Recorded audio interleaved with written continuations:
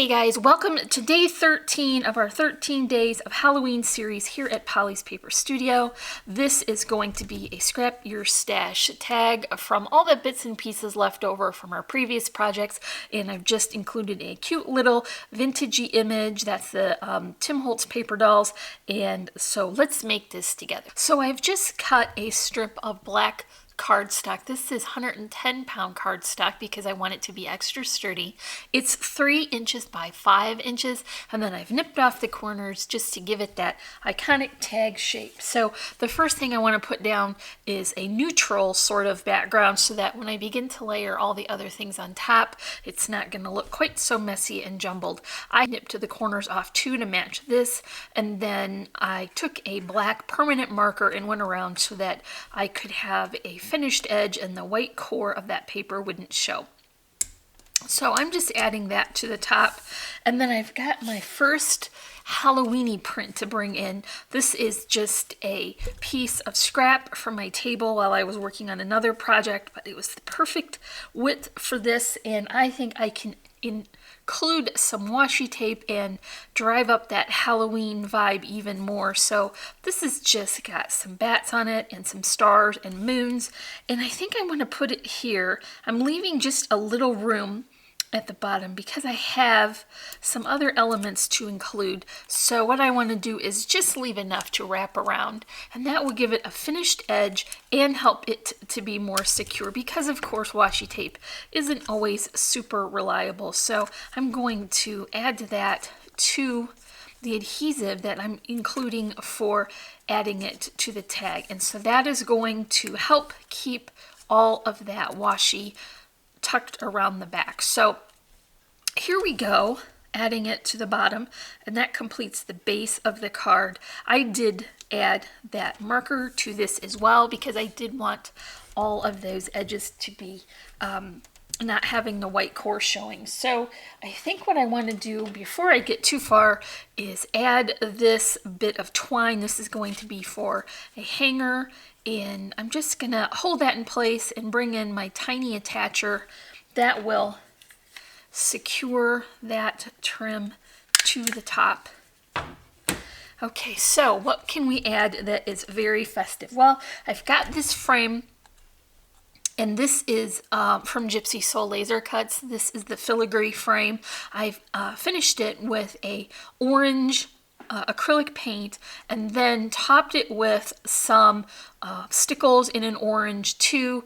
That way it just has a little bit of extra detail and sparkle. And then the back has some wood grain. That was just another piece that was sitting on my desk.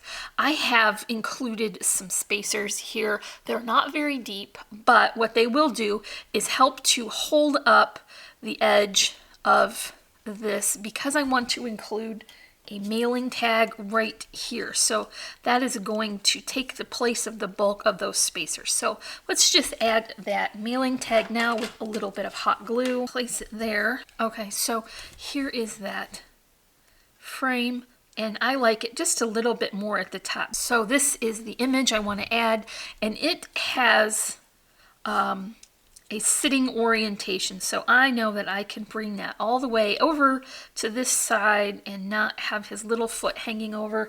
I'm going to first add this sentiment, and I created this with my very old school Dymo label maker, and I just wrote out the word spooky, and I think I can add that first before him so that it looks like he is sitting on that sentiment.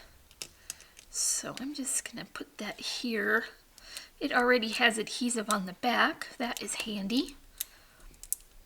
I've been using this for quite a while, and for some reason that Dymo label maker won't put two E's together anymore without squishing them together. So I'm going to have to maybe invest in a new one, because I really do like that old school textural, and the font is very iconic of that. So, okay, now we've got that sentiment in, and look how cute he looks sitting on top of that. Okay, so there is chipboard here, and it is dimensional.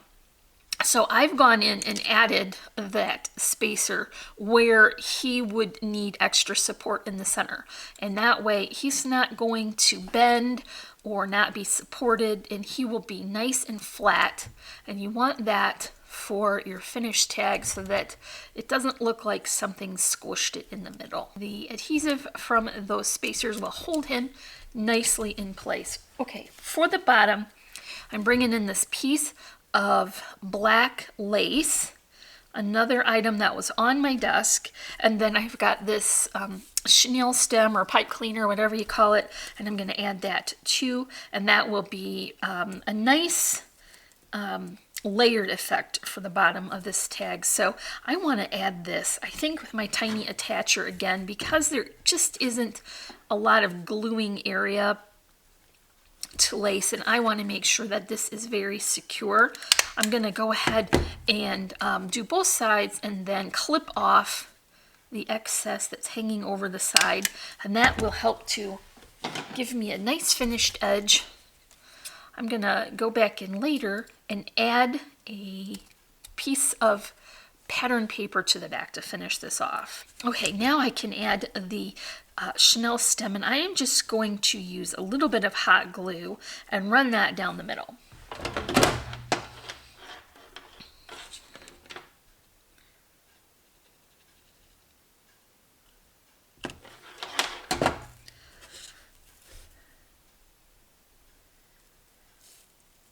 So I decided that I liked the look of those staples. So I went back in with one more layer of that chenille stem and added a double layer of that tinsley effect. And that time I went ahead and added it with the tiny attacher. So now this sort of looks a little bit more industrial or something like that. I've got a little bat here.